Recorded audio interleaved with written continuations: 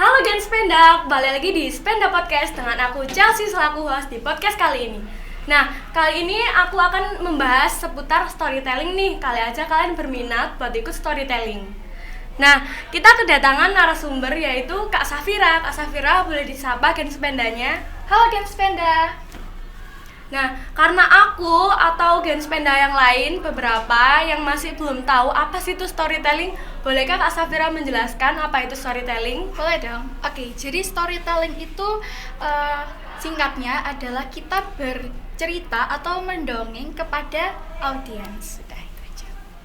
Nah, kira-kira kan storytelling itu pastinya banyak ya yang buat lomba-lomba storytelling itu ngadain lomba storytelling ya. Banyak.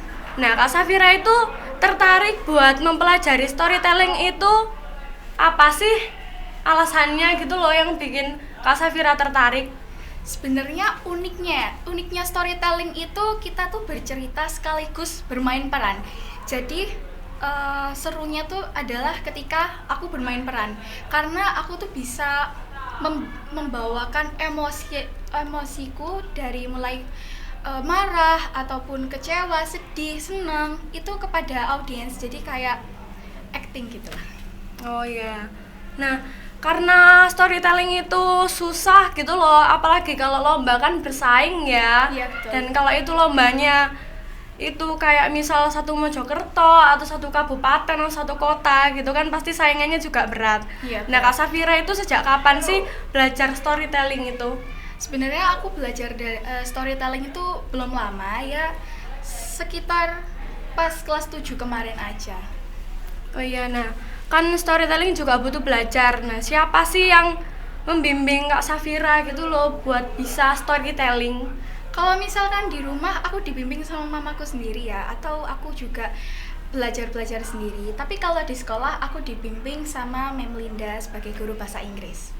Oh iya, nah karena itu kan juga kalau misal ikut lomba ya butuh persiapan. Nah, sebelum mengikuti lomba itu persiapan apa yang dilakukan oleh Kak Safira ini? Sebenarnya persiapannya tuh nggak ada yang khusus banget ya. Cuman persiapannya itu yang pasti, yang pertama harus menyiapkan cerita, terus paham isi ceritanya sama hafal sama ceritanya. Terus habis itu belajar ekspresi, sama menyiapkan properti, itu aja udah. Iya, kan karena berlatih itu butuh tempat yang tenang gitu ya. Iya, pasti. Kira-kira itu Kak Safira kalau belajar gitu itu di mana? Kalau aku belajar itu di rumah ya, di rumah. Nah, selain di rumah itu di mana lagi? Ada kan? Sama di tempat les. Aku juga les kan ya di luar. Jadi latihannya itu kadang di rumah, kadang juga di tempat les sama guru lesku. Oh iya.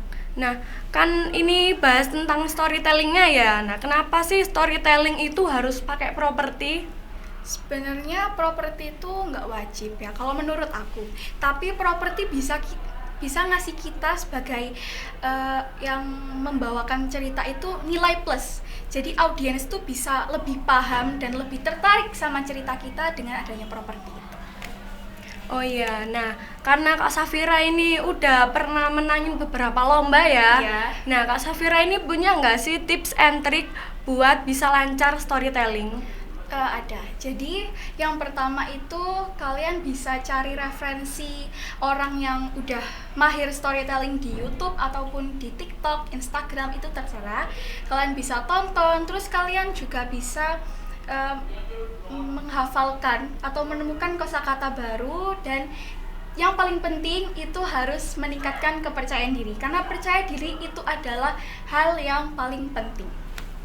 Nah, karena pastinya banyak ya yang terinspirasi buat ikut storytelling. Nah, Kak Safira bisa kasih semangat buat Gen Spenda yang lagi belajar storytelling? Boleh. Halo Gen Spenda, buat kalian yang lagi belajar storytelling, kalian bisa ikutin tips dan trik dari aku tadi. Dan jangan lupa untuk tingkatin rasa kepercayaan diri kalian. Semangat! Nah, karena aku kan juga terinspirasi ya dari Kak Safira. Nah, aku juga mau tahu nih, itu Kak Safira itu storytellingnya tuh gimana? Bisa nggak Kak Safira buat tunjukin ke aku dan ke Gen Spenda yang lainnya gimana sih storytelling itu?